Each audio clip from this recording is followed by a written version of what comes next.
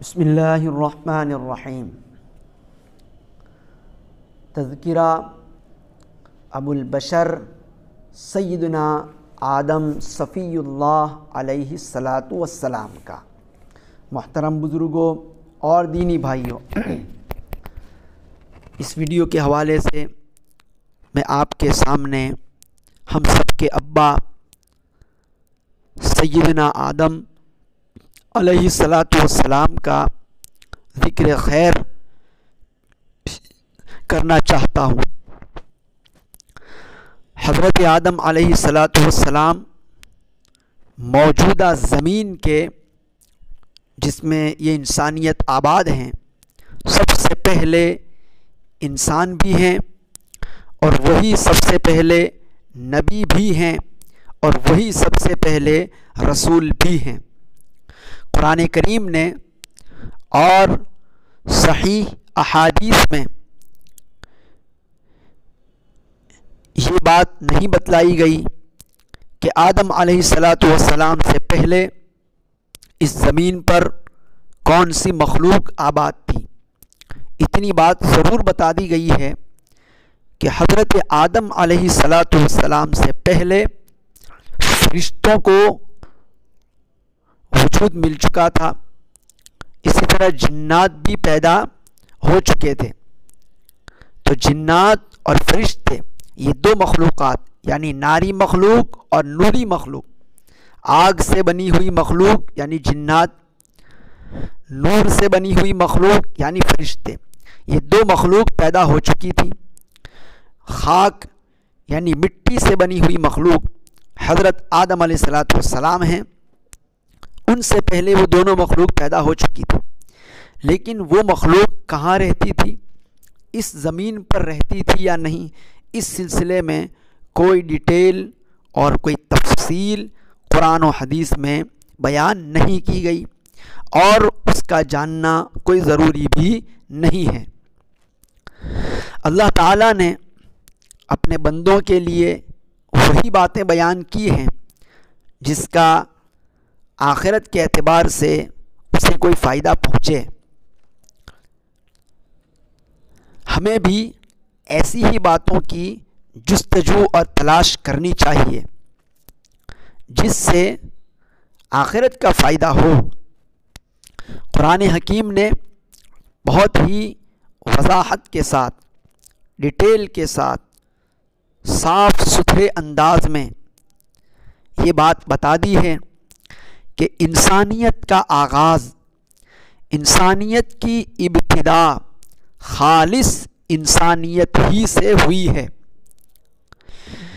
انسان کی تاریخ، انسان کی ہسٹری انسان ہی سے چلی ہے، کسی اور مخلوق سے اس کی ابتدا اور اس کا آغاز نہیں ہوا۔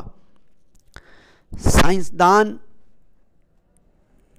اس بات کو ماننے کے لیے تیار نہیں ہے، ان کا اپنا ایک نظریہ ہے، ان کی اپنی ایک مانیتا ہے۔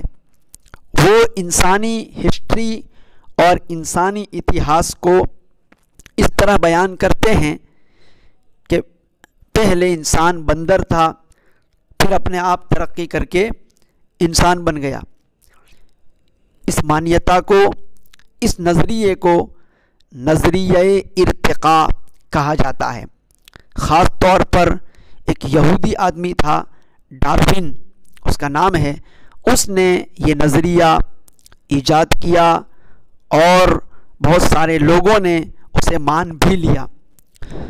لیکن اس کے مقابلے میں قرآن کریم نے جو نظریہ اور جو عقیدہ اور جو مانیتا بیان کی ہے وہ یہ ہے کہ انسان پہلے دن سے انسان ہے، بندر بن کے پھر انسان بنا ہو، یہ نظریہ بالکل غلط ہے۔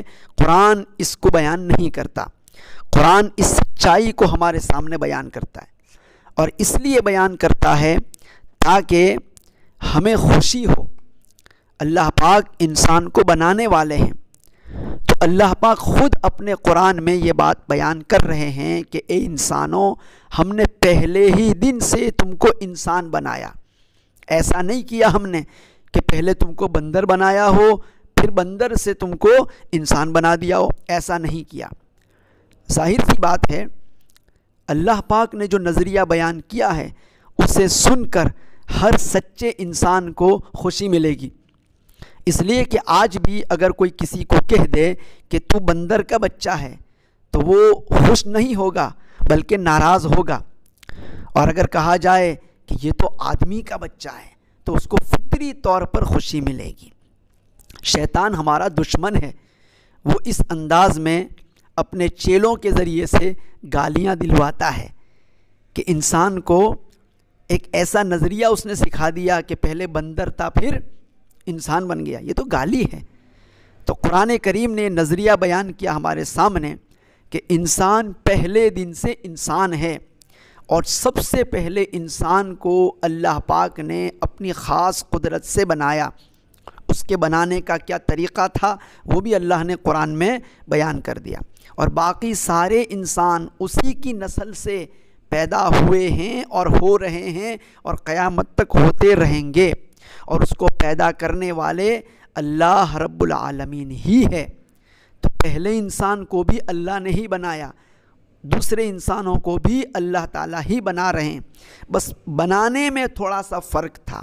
سب سے پہلے انسان کو بنانے کا طریقہ الگ تھا، اس کے بعد جو اس کی نسل چلی ہے اس کو بنانے کا طریقہ الگ ہے، لیکن یہ بات بالکل فائنل ہے کہ انسان کی نسل، انسان کی پیڑھی انسان ہی سے چلی ہے، کسی اور مخلوق سے نہیں۔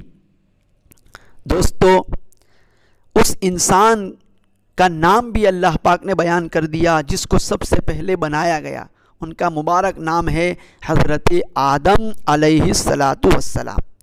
حضرت آدم علیہ السلام کو انسان بنانے کے ساتھ ساتھ اپنا نبی اور رسول بھی بنایا۔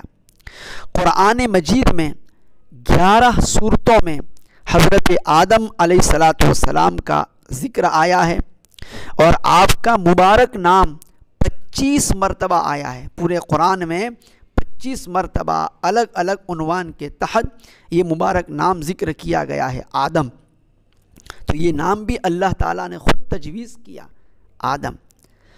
تو یہ بہت بڑی خوشی کی بات ہے ہمارے لیے کہ ہم الحمدللہ ایک انسان کی اولاد ہیں، اور ہماری نسل، ہمارا شجرہ ایک انسان سے ملتا ہے، ہمارا پیڑھی نامہ ایک انسان سے ملتا ہے، اور ہمیں یہی عقیدہ رکھنا چاہیے، یہی نظریہ رکھنا چاہیے۔ سچے انسان یہی نظریہ رکھا کرتے ہیں، اور جن پر شیطان نے اثر کر دیا ہو وہ پھر ڈاروین کے نظریے کو اپناتے ہیں، جو بہت برا نظریہ ہے، جو ایک قسم کی گالی ہے۔ اللہ تبارک و تعالی ہم سب کو صحیح سمجھ عطا فرمائے۔